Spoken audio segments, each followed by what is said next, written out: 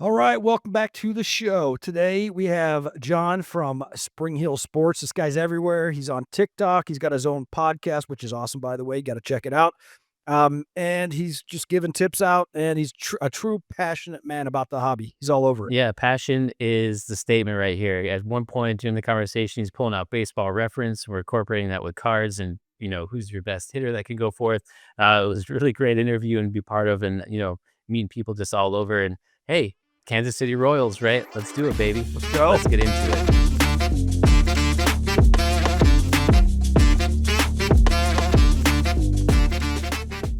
All right, here we go, guys. Welcome in John, owner of Spring Hill Sports, the Cycle and Four Downs podcast, which, by the way, you kind of ruined my show prep today. I jumped on, was listening to the Cycle, got distracted because it was awesome show, man. Love what you guys are doing there. Yes. Thank you. And what's his name? Kaboomski? Josh, a.k.a. Kablumski. That's it. That was a baseball nickname he had. He played D1 up in Jacksonville.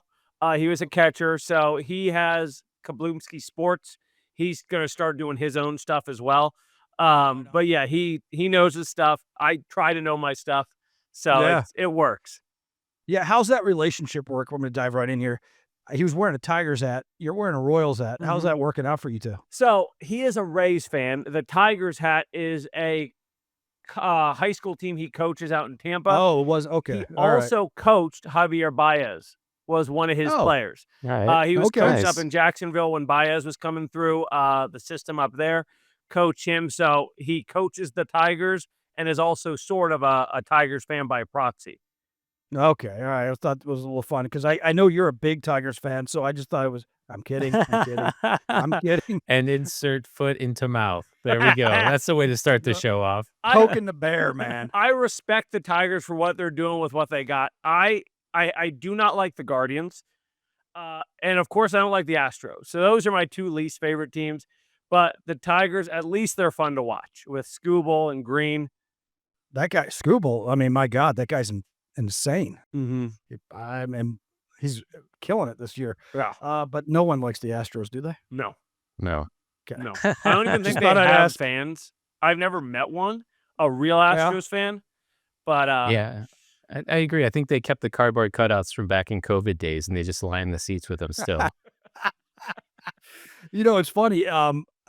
RJ and I do a midweek show, and we talk about different things we're seeing, or I talk about different things. And last week I was talking about this YouTube channel. This guy does some awesome stuff with old baseball clips. Well, there's actually a really good clip about how the Tigers rebuilt their franchise in such a short time. It's fascinating. I'll find the clip maybe for the midweek thing, RJ, but they did it in such a fast turnaround time that other teams need to take notice, almost like the Oakland A's and that whole Moneyball thing. But I digress. yeah. We're here to talk about you and what you're doing in the hobby, man. Yeah, well, I appreciate you having me, man. Yeah, you're doing a lot. So you talked to me on the phone. You're obviously a big Royals guy, so that's your PC. You're collecting and you're selling what, eBay? Mostly eBay. I've tried some whatnot, but I really like sticking to eBay. I find it's the easiest platform. For me, if you don't have the time to sit down and do 4 hours on whatnot to build that following, eBay is great. Love using it. Well, and you also have, a TikTok channel. You're always giving tips out. I mean, and again, that's one of the things is we're looking for guests to have on. We're trying to, build a community that's helping each other out. And your tips, I mean, incredible. Thank you. Stuff you're sharing with people. And what I notice is your genuine passion for the hobby. Absolutely. And I would say probably mostly baseball. That's kind of what I'm noticing. Yeah. But I mean, just the tips you're sharing. And one of them I want to get into, maybe we could jump into it right away, but we'll just get onto the tips, was envelopes, because RJ and I, and our other partner, Brian, the envelope thing is a big issue.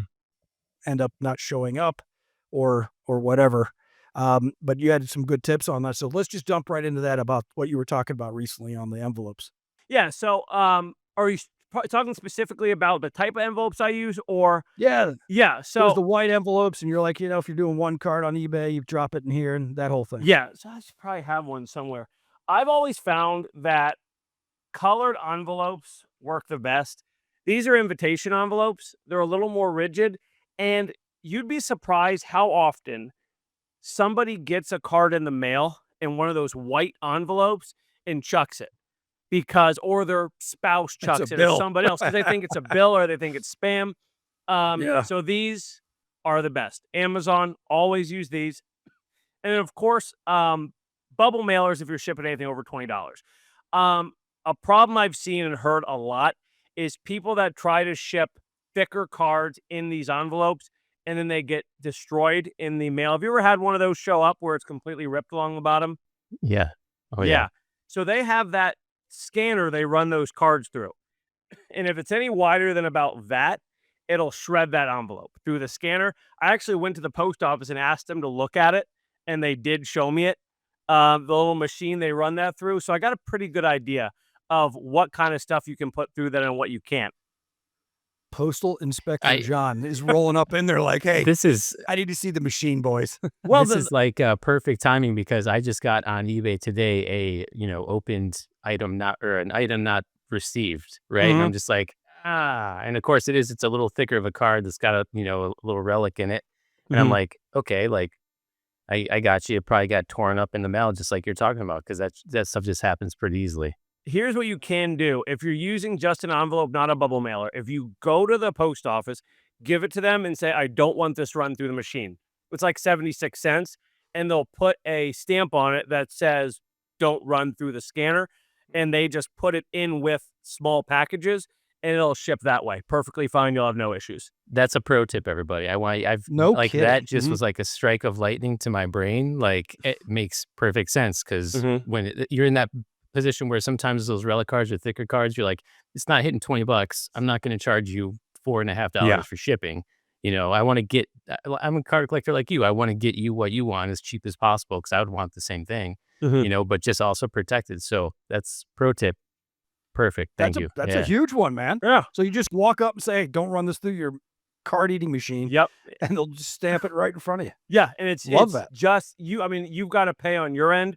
You can charge in eBay. You can add 76 cents onto your custom shipping, and then you're going to have to pay that when you go to the post office. But it has saved me quite a few times because I had a big stack it was all relic cards I had shipped out, and all of them came back to my house with tears along the bottom saying non-machinable, additional postage required. So I went in, talked to them. They showed me what was going on with it, everything, and I figured that out. And it only cost me like $12 in eBay cards. So not a super expensive lesson, but it was a good thing to learn.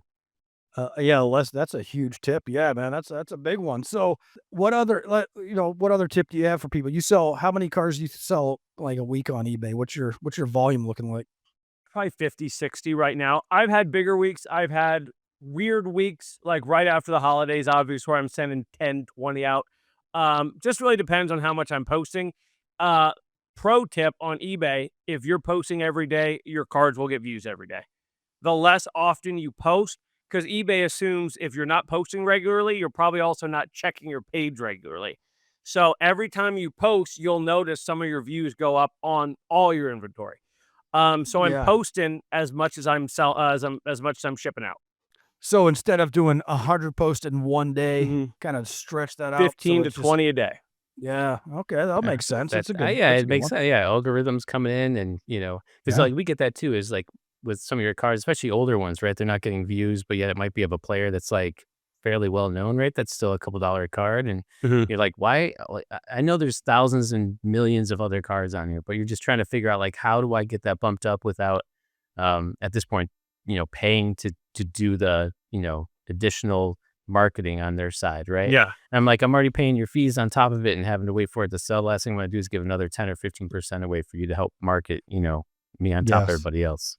Now, in terms of moving inventory, the best tip I can give is positive feedback, positive feedback, positive feedback.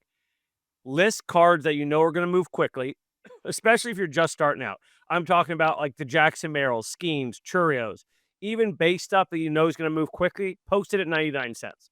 You're going to make 45 cents on it, but every single time you ship one of those out, that's one more number next to your username. That's one step closer to top seller, super seller.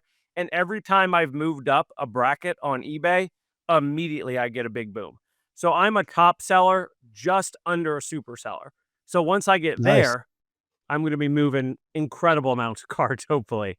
Yeah. So what does Spring Hill look like after that when you become a super seller? Like how are you going to change your game? You're going to be posting more. What's it going to do? I would probably post more. My goal would be eventually to be majority content selling on the side.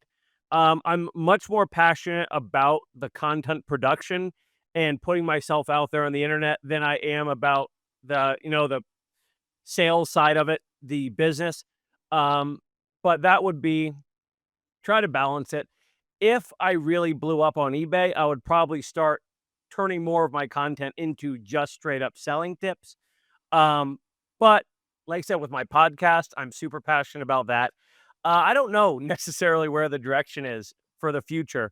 I guess Kind of just rolling with it, huh? wherever it takes me. Yeah. Wherever I Yeah, can yeah. find success, I'll put my passion to that in one way or another. Yeah. Well, I mean, it's clear that because of your podcast, you're talking about the sport, the game itself. I've listened to a few. You're not really diving into cards as per se. I think you talked about Cam Raleigh, and that guy's just a beast right now, right? Yeah. You're not really bringing the cards in, so I love that you're kind of mixing it up with the different platforms you're on. You go on TikTok, you can get some tips from them. You watch the podcast, you're just talking Learn sports. ball. So yeah, I mean, you're a diversified man, I and I love try. that for you. Well, Yeah. just like the best way I can explain how I feel about the things I do, the cards are an extension of the sport more so than the other way around. I fell in love with baseball before I started collecting cards. My dad was a huge Royals fan, and he's the one that got me into cards originally. But every card I collect is somehow tied to that player and me watching him. Guys that I don't watch, specifically National League guys, I don't stock in my PC too much. I don't have the background of watching them play. Most of the guys I collect are inside the AL Central if they're not Royals. I'm a big Jorge Polanco guy. I love watching him play. He's with Seattle now, but he was with Minnesota. Guys like Luis Ariz, I really like. He came out of Minnesota. But yeah, it's definitely I'm a baseball fan first, a hobbyist second. As I kind of my fandom grows, so does my personal collection. Yeah, that's kind of like what happens, right? You watch the game, you get into it, you're like, oh, this is great, the players, the whatever it might be, and then you're pulling a couple, packs of cards, and you're getting what you want, and then now we're in the position of going, okay, I don't really care for this other set, right? I'd rather have more of what I want, Yeah. so I now got to find that avenue to sell, like what you're saying, going to eBay or whatever other avenue that is. But yeah, I totally am right there with you with it's attached to a memory, right? Especially when there's like a play or a thing that stands out. Actually, um, the guy we had on last week, big Yankees fan, was talking about Jeter's 3,000th hit, right? And I'm a Yeah. huge Yankees fan, Jeez. and I'm not even kidding you. It's like my phone heard me today, and it like promotes a video today of like, hey, remember this? And I'm like, what is going on here? And it's Jeter's 3,000th hit, and I'm just Love like, Jeter. yeah. And you just go back into that whole like where you were and what was going on, and it's memories attached to stuff like that is awesome. Hold on, let me pull this out Uh-oh. real He's quick. about to First, bust out a Jeter 101 right here, RJ. Watch out. no, actually, Speaking of Jeter, Jeter. hold on. Speaking of Jeter, there are Jeter draft picks. No, there you go. I Yeah, didn't even know I was There you going to go. find that one. So, Oh, jeez. um, I didn't even know that was there. yeah, a friend of mine's uncle passed, unfortunately, and in his Yeah. closet, 4-row boxes, floor to ceiling, all junk wax. But in there was about this thick, straight Jeter rookies. So I got awesome. one graded for myself, and I'll show you why. This is him in high school. Kansas City Royals logo on the hat. So I thought that was a cool card. So I put He it with is a my Royals fan. PC. Yeah. But like Love that. what you're saying about like certain memories, that's why I love Topps Now cards. My favorite, where am I? My favorite Bobby Witt memories, games I've watched, um, all his Topps Now stuff. And like I was talking before we started the show, my dad would tell me stories about Amos Otis, Willie Wilson, Hal McRae, even before Brett. Um, and now I have those players of my own. I have my George Brett. I have my Brett Saberhagen. I have my role players that I just love. He loved Steve Balboni. People Okay. average fan hasn't heard of, but Yeah. they meant a lot to him. And now I've got my collection of stuff when my sons eventually, or my daughter, become huge baseball fans. I've got all this stuff. I can share my baseball memories with them, and Yeah. hopefully they Keep find the it same churning, love. man. Yeah. It's funny because RJ talked about memories and this Satch. We talked about this, I think, last week about you watch the game differently. Uh, for me, like Dave Parker passed away this last week. Tragic. Dave Parker is such a huge part of my baseball memory as a kid because I grew up in Pittsburgh. I was in Pittsburgh when they won the World Series. I think we went to the game 3 of the Pittsburgh Orioles World Series, and Dave Parker was the guy. Yeah. So when he passed away, I started thinking, yeah, I should probably grab some of those cards and start maybe collecting a couple of those. And who was it? We had a guy, Rick, on a couple weeks ago. He was And great. we were asking him for some tips. And he's like, get the 1980s Tiffany's, get them. Yes. So I've been listening, Rick, if you're out there. And I've been looking for the Gwynns, the guys that I grew up idolizing, Tony Gwynn, the Aussies, and I'm looking at now the Tiffany's and grabbing those. And so I think I reached out or I snagged a couple of Dave Parkers, but yeah, it's now bringing in those memories. So I completely agree with what you were saying, RJ, and to you, John, talking about your dad and those memories and how you're turning the same thing in with what your collection is. And we were talking about the MLB debut patches. Oh, such a Again, cool idea. It's an incredible idea. And, you're watching the game differently because a kid does something and you're like, is he wearing the patch right now? Yeah. Like the kid that struck out the side for the Yankees. I talked about it again. It's like, where's that patch going to end up? Like, I watched that game. Yeah. I'm not going to hit that card because I have the coldest hands in the hobby. Might be me, but. And I hope it is. Because it's not me, it's got to be somebody we love. So anyway, yeah, I love that for you guys, man. That's pretty incredible stuff. It's funny you say that you're a big Pirates fan. One of the biggest tragedies of my whole card collecting career, this is almost every Clemente card. Then I have the only one that was in good condition. Me and my friends, obviously growing up, you'd go out on the sidewalk with your cards and set up your starting 9. And my favorite player was Roberto Clemente. I had a little book about him, what he did, lost his life trying to help others. I said, that's a cool guy. I like him. So every year for my birthday, Christmas, start of the baseball season, my dad would get me a different Clemente. And my goodness, man. You can just see the damage to these cards. The gravel marks. Yeah. Creases. Oh. Hey, there you go. See what they were supposed to be played with. Exactly. Yeah. Felt, touch. Yes. And that's why, we've talked about even like PC collections. Like, I don't mind graded cards, but I like a lot of my stuff ungraded because I still want to be able to like touch, hold it. And yeah. So I'm right there with you. Love it's that, nice. man. Yeah. The putting the cards on the ground. When you said that, I remember doing the same. And when you go back through who were the rookies back then, you're like, oh my Lord, what did I do? What cards did I destroy? Ichiro, Pujols. I had those Topps Chrome sets. And I loved Ichiro Suzuki. So I know for a fact I was walking around with Ichiro Suzuki rookie cards in my pocket, Albert Pujols cards in my pocket, not realizing that one day I would have my own sports card business, and those cards in good condition could have really jump-started my whole business. Could have come in handy, huh? Yeah. You're beating up your youth self, like, why?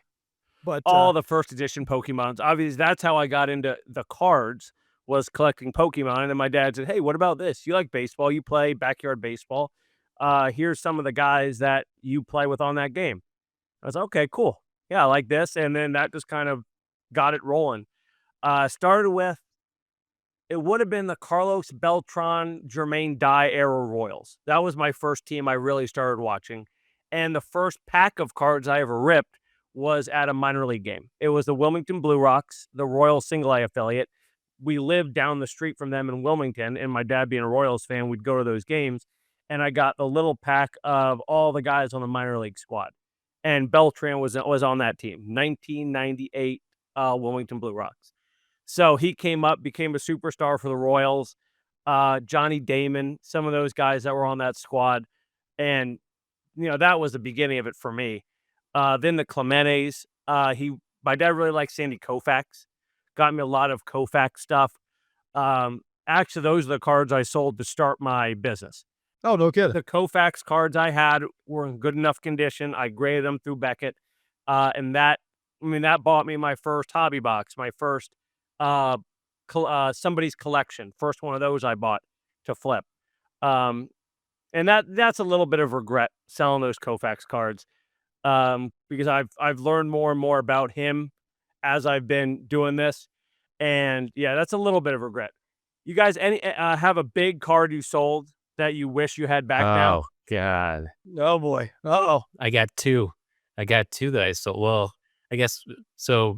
My other brother-in-law, that's part of our team here, that helps us on our whatnot shows. Him and I hit granted, it's only a couple years ago, but a gold Otani out of 50 rookie. We got it graded, and it came back at 10, and we ended up still selling it for like $3,800, which was freaking amazing.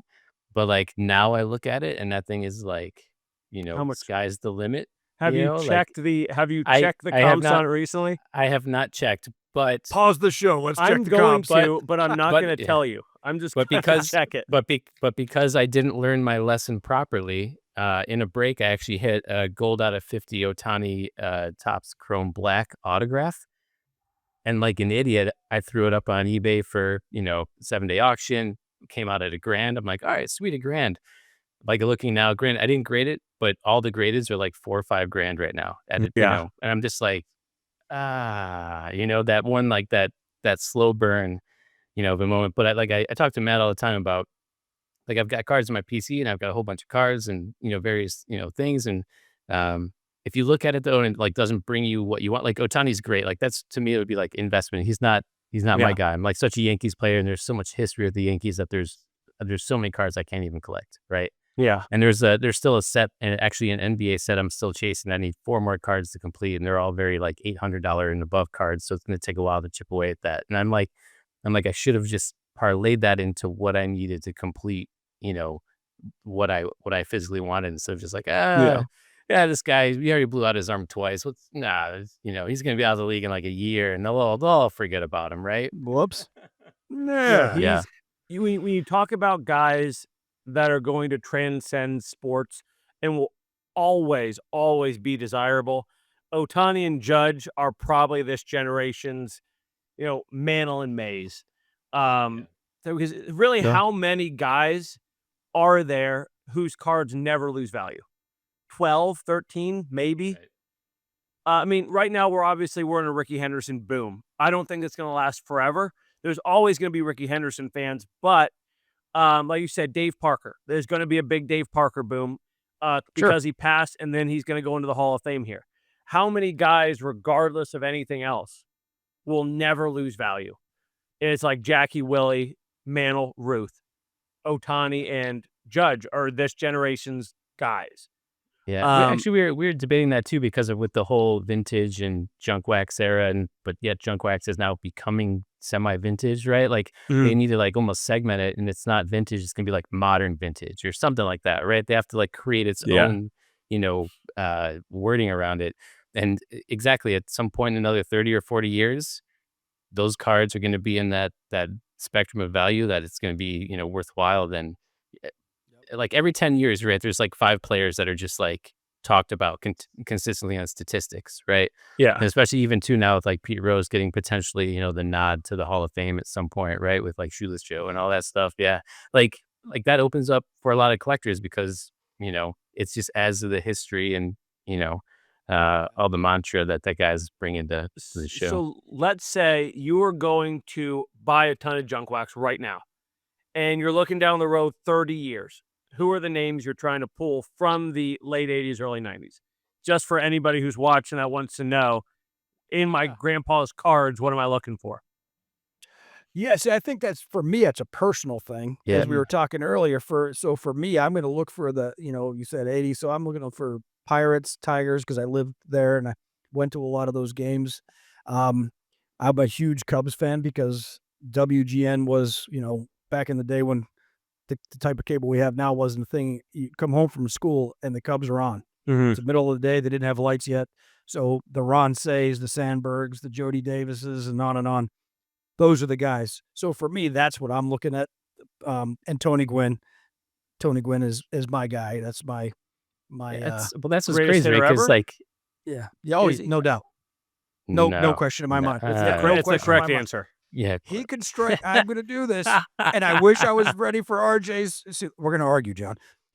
If he struck out, I think 1,000 times He'd in a still- yeah. row, he would still be his average wouldn't go down below whatever the number was. I wish I had the stats. I'm but pulling yes, his. he's the I'm going to greatest pull his hitter ever. baseball reference real quick and just look at Do it. something. RJ, go ahead, make the argument while Well, John's pulling it up. well, go back to the junk wax question. Like at this point, like because technically Griffey was 89, right? So that's like Uh-huh. the era. But like to me, that guy was my favorite player. You know, because you've got teams that you're like, like this is what my team, all this stuff. But then there's guys like you said that you just follow that you're like that guy is just amazing. Like to me, Griffey Jr. like the sweetest swing ever. Oh you know, yeah. clutch, just oh god, it was just amazing. But as Well, far me and my as friends would try to swing lefty just because Oh, of King yeah, Griffey. just because of Griffey. yeah, I mean, you got your hat on backwards, dude. You're Yes. doing the kid now. because of and- King Griffey.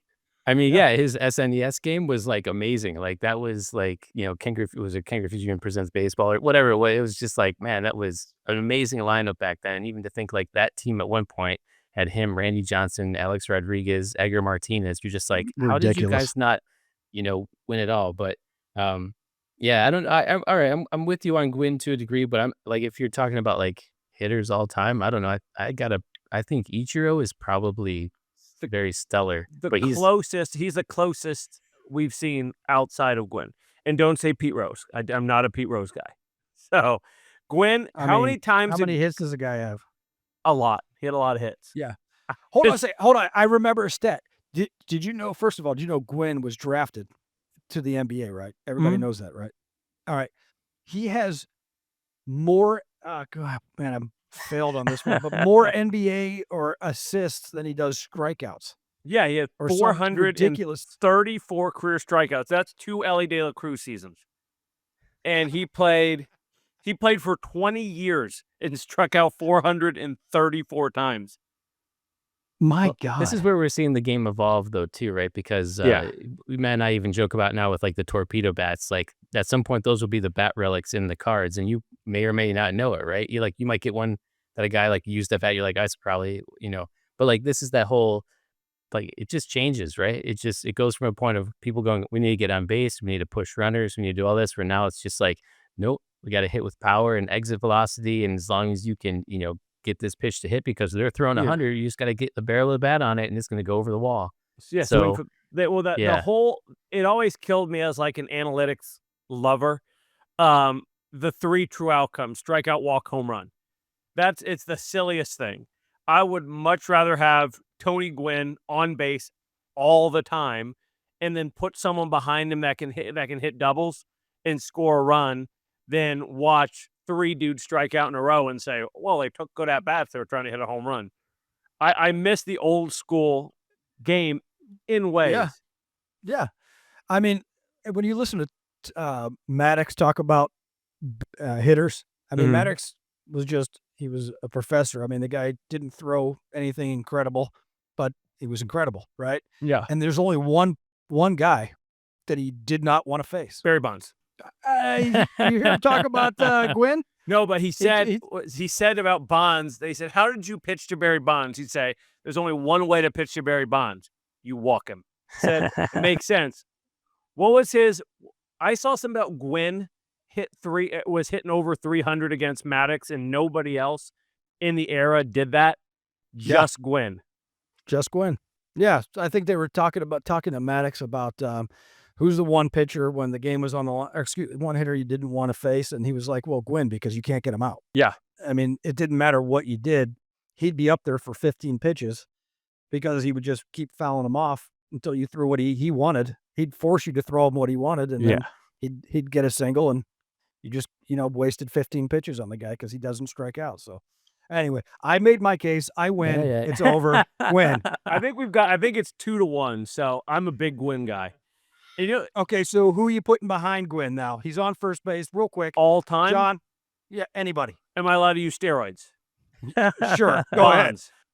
Okay, RJ. Bonds, always. Yeah, well, that's also junk wax too, technically, right? So, Mhm. you know what I mean? Like how I that that card perplexes me because actually we're in Arizona and I went to ASU and Bonds is an ASU guy, so like they have like semi plaques and shrines of him in the school and stuff, and it's just funny because you're like, man, like you know, just that era of going his rookie card is like silver printed, but like now, The like he came Tiffany, back to though. well, yeah, true, and he came back to re-sign with Topps this past year, right? And those Yeah. cards are like $1,500, you know, to try to get your hands on one, and you're just like, this is crazy.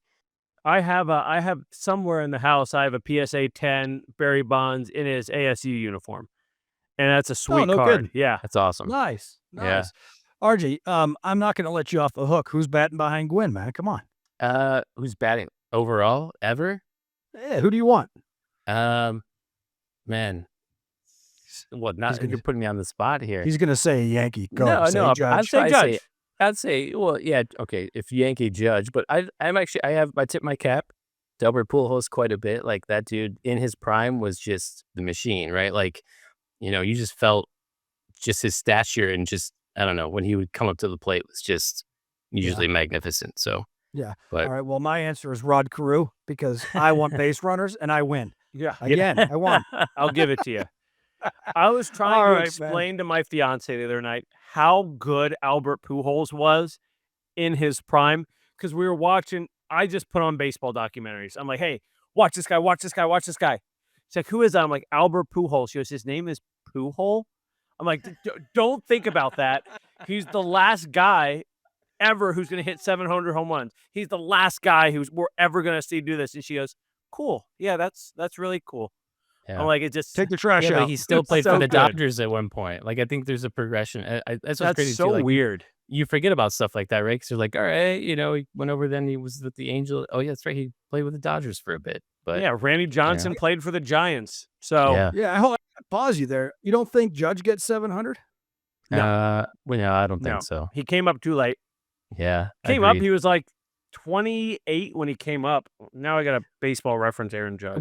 What kills me is he's got I can't remember his hitting coach's name, but the hitting coach he uses, I don't know why some team is not gobbling this guy up and like imploring him. Oh, teacher man imploring him. hitting? Yeah. Do you know he Like- worked with Kyron Paris this offseason, then all of a sudden Kyron Paris figured out how to hit a baseball? Like it just like bring him RJ, on. careful because the Yankees might listen and you might lose the damn hitting coach. No, I don't think so at this point, right? You know, at this point they're getting a deal on what his contract was, but you know, we can't all defer $700 million. So I was wrong. Judge came up at 25. They brought him up at 24 and he was awful. And then I was at Tropicana Field, the Rays opening homestand in 17 when Judge they brought him back up to play the full season. And I remember Yankees fans talking about, "Oh, we brought this guy back up." I'm like, oh, is he not any good? And then he went on that season, had like an 8 WAR, and was the best player in baseball. Yeah. So, but he's at 300. Still is, I would say. Yeah, he's at 345, but he is 33 years old. So he would have to. Oh man, I didn't realize that. He'd have to hit 50 home runs 8 times, and he'd have to be hitting 50 a year till he was 41. That it just puts in perspective how difficult it is to put up some of those like daunting numbers. Like who's Yeah, I going to didn't get realize he was 3,000 that old. hits? Yeah. Who? Who's going to get 3,000 hits now? No, Yeah. I don't know. Or even on the pitcher side, right? Wins with them with pulling them out 300, still. 350 yeah, like, wins. yeah, strikeouts What's is Kershaw crazy. Yeah. Now I But gotta different. do this. What's Kershaw's done though, man. He's not getting any more wins. You No, bother he's looking cooked. him up. Whatever he's at, he's done. He did not look good. He's at 216 wins. And look at the career he's had and how far away he is from some of the big time numbers, 300 wins. Where's he at strikeout wise? He's at 2,997. He will get his 3,000 and then he might be one of the last. Because even guys like Skeens aren't going to throw enough innings to get No. there. yeah, no. Jacob Bizarowski, who's blowing up, speaking of the hobby, he's a Tommy, guy that's let's going bring it back to the cards. absolutely insane. Yes. Um, And Scooble from the Tigers. He's also Scooble. blowing up. Yep. I'm just have to write all this down. Now I'm gonna have to go baseball reference at all of this and say, here's who could do this, here's who could do that. There's your next show on the cycle, man. Do it. Do Yeah. it. Yeah. We're here for it. I'm loving it. So yeah, let's kind of transition back to the hobby. Actually, real quick before I do that, we talk about this a lot. Talk about the Skeens and how much his cards go for. If you look at cards from, we do this often. Like Trevor Hoffman's cards, you can get a damn Trevor Hoffman I auto have for so much a Trevor couple Hoffman hundred stuff. bucks, I love him. and you're like, that guy did it, and he's done. And Yeah. you're gonna pay. You only pay X for that, but you're gonna go for a guy who may blow out his arm tomorrow morning, and I hope he Did you see doesn't. the TikTok I made about that? It would have been on Saturday. I Oh, probably it was did. really good Refresh me. stuff. Um, I love this, everybody go to man. my TikTok. So I was talking about Jacob Absolutely. Wilson. Jacob Oh, Wilson yeah. just had an Yeah. out of 99 first Bowman auto PSA 10 sold for like $1,900. What is Jacob Wilson ceiling? Because it's not Bobby Witt Jr. because he's not fast enough, can't play defense. Maybe Trey Turner. I found the same exact card out of 99 auto first Bowman BGS 9.5, which is gem mint, same week that Trey Turner sold for $700. So you've got a 4-time All-Star, a guy who's received MVP votes, he's a World Series champion, and you're paying more for a guy who's played 75 MLB games by a factor of 2.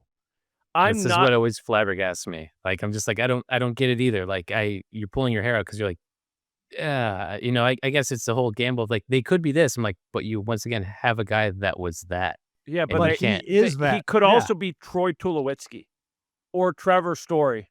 You know what I mean? Imagine, Oh, think about man. the people. If this was going on 15 years ago when when Tulowitzki was coming up, his cards would have been going for insane numbers, and now they'd be worth $75, $80. He didn't get in the Hall of Fame, career ended early because of injuries. I mean, Jacob Wilson has one injury. I hope he doesn't because he's a great player. One injury away from all those cards being worthless when the next guy comes up. Wait for Connor Griffin to come up and take the world by storm. Some of the middle infielders that are coming up through the system that are going to be next year's Jacob Wilson, next year's Skeens or Mizorowski. And Yeah. it's unbelievable. Like, Yeah, the chase, the gamble, whatever it is, yeah. Instead of locking in the guys that are doing it and think have about a done it. guy like Don Drysdale. I mean, I'd love to see what his market looks like. Hall of Famer, won a Cy Young, one of the best pitchers in baseball during the heyday of the game. I would guess you could get a pretty darn good rookie card of his for $300. And he's a Hall of Famer, one of the greatest pitchers of all time. But a comparable Skeens card is going for 4 times that. Just seems a little much. Well, that's why I think this comes back to the hype a little bit on that too, right? Because with the patch coming out, right, and all that stuff, it's like they're starting to put targets on boxes of going like, hey, bounty, you guys hit this, or if you whatever this 101, we'll pay you $1 million, we'll pay you 500 grand, we'll pay you whatever it is. It's like it's creating this whole internal system of purchasing the product because people have nowadays said like we're in the era of another junk wax where they're like producing variation on variation of the same card. Like what kills me the most about right now is when you get a card and you're like, I know this was the picture from last year. You couldn't Mhm. even Photoshop a new picture. Like you have photographers everywhere at every time, and you can't take the 10 minutes to switch out an image on a card for the new series coming out this year. Frustrates the hell out of me. But yeah, so I just when it comes up back to the card stuff, it's the hype around some stuff and where it can push to. Like, could you even imagine now, like if they like, because right now, even with guys that are retired, right, and even passed away, it's cut autos. They'll go find checks and they'll go find old things that they signed. Like, hey, this guy bought a car from me and he signed the title over. Well, we're gonna cut that out. We're gonna throw it into a card, and it's a certified auto. You're like, Yeah. okay, all right, But he let's never see what touched the happens. card. It's the same as a sticker auto. Yeah. Um, And the thing I was thinking about when you invited me on this show is like, I don't want to complain, but what do I want to talk about if we're talking some issues with the hobby? The amount of parallels. Like, go back to the 2003 Topps Chrome basketball, the LeBron stuff. They had the base, the gold, and the black. I believe that was it. And then the refractor. That seems like a good amount of parallels where now you have pink wave, pink cracked ice, pink shimmer, blue cracked ice, blue wave, blue shimmer, blue this, blue that. And I'm hoping as Topps takes over the rest of the licenses, some of that sort of goes away because Panini, I think, is the one that started the 50, 60 parallels in every set thing. Let me be the devil's advocate, though.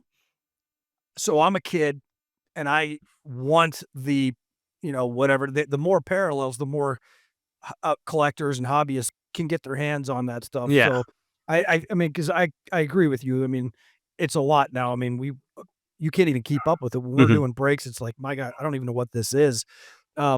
What's the name of this? It's Super Pink Chartreuse Double X, Fuchsia. It's whatever, fuchsia. right? But then I sit back and think, well, the more of those, some kid's going to get that, Denzel Clark, the center fielder for the A's, who I Love him. absolutely love. That kid is incredible. Shout out to Denzel. Come on the show. But I mean, it's more for the collectors, more for the hobby. But your point's not lost on me. Also, that my God, is a Now, lot. as a breaker, do you think that perhaps the parallel super production is intended more for that side of the hobby? So when you're flipping through the packs, you can say, "Oh, boom, parallel, numbered card, numbered card." Yep. That's So a that real good point. all the Yeah. teams, let's say you open So- a case, that pretty much guarantees that every team in that case is going to get some kind of parallel, short print, something like that. Maybe I wonder how intertwined the biggest breakers and the production is. Like backyard breaks. Do you think guys like that have a say when they say, "Hey, add more parallels," because they're buying so much of the product? Yeah, no, it's a fair question. I think that's the question that's asked quite a bit on Mhm. social media is, what is that relationship? And, I certainly don't know because, again, I have the coldest hands in the hobby, so they're clearly not asking me what I want and sending me anything. But that's a fair question is what's that relationship? But I think as a breaker, RJ, I don't know what your thoughts are because you're usually ones with your hands in the business, but I like seeing the parallels. I mean, because I like giving people that are in spending money with us, I want everybody to get something that they're excited about. So there's that aspect of it for me. But to your point, though, if there's just one or two or three in a case or whatever in a box or two, it makes it a little more of a hunt. Like, Mhm. oh, I got it. So yeah, I don't know. That's a tough question. Yeah, Points to it's ponder. with the parallels. I think the most part I'm irritated with is how they reduce the autos. Like after 2021 or whatever, they reduced the autos in the box. I'm like, you're already adding additional people that it's so hard in. It's not like MLB is different than NFL, right? And NBA. Those guys were playing like day one that are first round draft picks. And MLB is taking years to get that guy up here. So like that's why with Bowman, I think it's funny. There's just so much new players and first that you're trying to keep up with it. And you're like, I have no idea in 6 years this guy might make it or not. But when you're opening something like that, or like even like a case, and you're going through, it's definitely it's like, oh hey, we have a color, we're gonna sweat this, we're gonna put it to the side, we know it's a Yeah. hit based on just the color or whatever it might be. And then if you're doing like I was watching a really large break the other day, some guy did like 5 cases, and it was right away we're not showing base, which okay, I Drives get me that. Like you're nuts. on time, like that's gonna take you hours. I get it, but as long as you deliver it to me, okay, because I'm paying for it, right? Like I want all the cards that are associated with that, and then like they go through and they're just pulling it out, and you're just like, all right, I guess it's like somewhat climactic because you're getting the hits or seeing the hits, but like at the same time, you could still be hitting some pretty epic sequence of cards. Or I like to pick up on when they do go through. Sometimes you will get like a sequence of like this guy, and this guy in a row, right? And then you kind of know, Yeah. like as you're going through, you'll be like, oh, look at that, we've hit the Yep. sequence again There of it is whatever that again. insertion Yep. was. Yeah, so it's just crazy. Yeah, and I think real quick to your point, John, for the breakers and for the number of parallels to what RJ just said, it adds a little to the showmanship of it because you're right, RJ, you put it aside, you sweat it, and it's almost more of a show because I may not have bought in, but I'm watching the break now, and I may not get the card or ever touch it or ever see it, like me. But I'm going to see it. I'm going to see I was in a break. They hit a 1-on-1 X, Y, Z, whatever it is. So yeah, it adds a little more excitement to the break. So maybe you're onto something. Maybe it is. This is why they came out with the Breakers Love Delight it. box, right? Because that you take out the base and you get all refractors and a couple numbered and insert and auto and stuff like that. So kind of it's crazy, but yet that price is almost what an extra almost 50% more or so, 30% more than an actual box where you're getting Unless base you buy cards in. 2022. And to me, I'm just like, Yeah. That's my You know, there's because always I'm a Bobby Witt there's always collector, theirs. and as soon as Wander Franco was out of the league, the prices on those hometown advantage or was it the home team advantage boxes in the Breakers Delight just dropped off. So I picked up quite a few of those. Oh yeah, to get to capitalize on Look for my Bobby being in Bobby, there as yeah. well. Yeah, yeah, Yeah. yeah. Is he going to win MVP this year? Nope. Oh, he can't. He can't. Nope. Taryn Forgot Judge. he's. Yeah, I was about to say I forgot he's American League. That's a I mean, lock. and then I would vote Cal Raleigh, personally. You've watched my podcast, you know I'm a Cal Raleigh guy, but the stuff he's doing as a switch hitting catcher, and he's on pace to break Aaron Judge's record in the American League, he should probably be the MVP. And I don't know if Bobby's ever going to win one because Hold he's on going a to second though. Does MVP come with like your team performing and getting there? Because part of I it. mean, But take Judge off the Yankees. The Yankees are in third place. Take Raleigh off the Mariners. The pitching staff that's already getting beat up a lot with injuries is significantly worse because he's a great game manager behind the plate too. duh. But What? I love catchers. So a switch hitting catcher who hits for power, can hit for average, hits when the game is on the line, and is back there behind the plate the vast majority of days. That's valuable. That's a Yeah. So lot of value. when are the Royals going to bring up somebody to give Salvi a rest? Blake Mitchell's hurt. The Oh, next okay. guy up is Carter Jensen is maybe ready. But remember, we've got the best backup catcher in baseball. Freddie Fermin, if you watch him on his days, he's phenomenal. He's a great defensive catcher. What we've thrown out, both our catchers are above 50% thrown out base runners. We Yeah. are significantly lower than the next best team. Every time I see the Royals and Salvi's up, I'm like, my God, this guy's been in the league for 25 years. Like, Yes. they World Series and when they Both were of not them. good. Like, Yeah. what is going on? This guy's He still came up playing. in 2013. It's Don't not tell me as that. long as you God, think, I'm old. but he's been so good in such an integral part of that team and Yeah. a face in the league because he came up so young and we were almost immediately good. He came up, then we went to the World Series in 14 and 15, and he put everyone on notice. Now you turn on the game, it's been 10 years since we were good. Like, oh, this guy's still on the team. He's the last one. Everybody else from that team is retired. Everybody's gone. Yeah. All right. So as we go around the horn here, kind of wrap it up here. What are you most excited about in the hobby? Looking ahead. And you can't That's say the Royals. No, man. that's a Come great on. question. That's a great question. Like I said earlier, I'm really excited for the return of Topps Chrome basketball license products because just how many cards from Topps are like grails. You got your LeBron James Topps Chrome. Before, was he signed exclusively to Upper Deck for a period of time? But he does have his Topps rookies. The Kobe Bryant Topps stuff. Just bringing some of that back. We're going to have Bowman U stuff again going hand in hand with Topps Chrome football is going to be awesome. And I'm excited to see where that goes. I've been really big on relics, game used relics specifically, and on card autos because like we were saying with the rise of parallels, I think stuff that really sets a card apart from everything else is going to be more and more valuable. Let me see. I got some stuff. Yeah. Well, while you find that, I can actually. So in the shows that we run, we do singles, and we just like we'll throw a lot, like progressive style. We'll just throw a bunch out as like bidding increases, whatever it might be. I am finding it harder and harder to just sell like a refractor or the checkerboard, prism style, like those that are just kind of like the lead in. It almost at this point is like it's got to be an auto, it's got to be serial numbered, it's got to be like a color parallel in some way, right? So I'm just like, man, it's getting, it's to a point where I think I did like a stack of like 50 of them. It was like this big and it sold for like, $32. I'm like, that is a great deal. You're getting essentially all an insert that is coming up once in every, 2 packs or so. Right. And it's just interesting to see the transition in the hobby with some of that stuff. And like I think it's going to be game used stuff. I think that's the next big wave. Like for example, guy I love, Brady Singer. if you find other out of 99s, none of them have that same patch. There's patches that are on the edge. There's parts of a number. All those patches from those higher end sets that are game used in a way are their own one of one.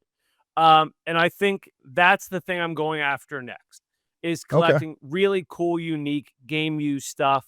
But then again, like the Topps, the return of Topps license stuff. I don't hate Panini. I think they've gotten a little sloppy with some of their customer service. Have you sent in any Panini redemptions recently? Oh, I have not. No. Period of time where they're I taking usually a steer year, clear. 2 Yeah. years to get your redemptions Yeah. to you. I think Topps is going to do a really good job. I think Fanatics, they understand the value of what they've got with these licenses, and I think they're going to do right by the collectors. Hopefully. Yeah, So yeah. I like that. yeah. Well, I mean, this has been a blast, dude. I think we could talk to you forever. So if you're listening, well, you are listening, whoever you're out, check out the show notes because this guy's everywhere. I mean, this guy's all over the hobby. He's got podcasts, which is awesome. I look forward to listening to that more. In your TikTok show, everything you're doing. Really glad to have you. Love what you're doing. And before you jump off, though, we're going to be the first to congratulate you. I think you're getting married, right? I Coming am. up here pretty I quick. am getting married. And we're not going to reveal it, but I cannot wait for the video from the honey. That's going to sound terrible. We're going to edit that out. Yeah. We're going to edit that Sports card related video from the honeymoon. out. Okay. Thank you. The stuff you're gonna do with sports cards while Yeah, on the two honeymoon separate also things. sounds a We- little bit. Do not show your bride this because she'll punch me in the face. But my God, you know what I meant. You will both do. RJ. had to Oh fix man. that. Yeah. Anyway, because that's going to be awesome. But seriously, congratulations to you. Thank you so much. And really, really excited that you were on here. Awesome talk. And now I know who to go to when I have a question with your stats there. I mean, do I need Absolutely, to buy man. this guy? Is this guy good? Check me out. So I've got thanks for you. jumping on, brother. Of course, All man. right. Yes, thank you so much. Appreciate you.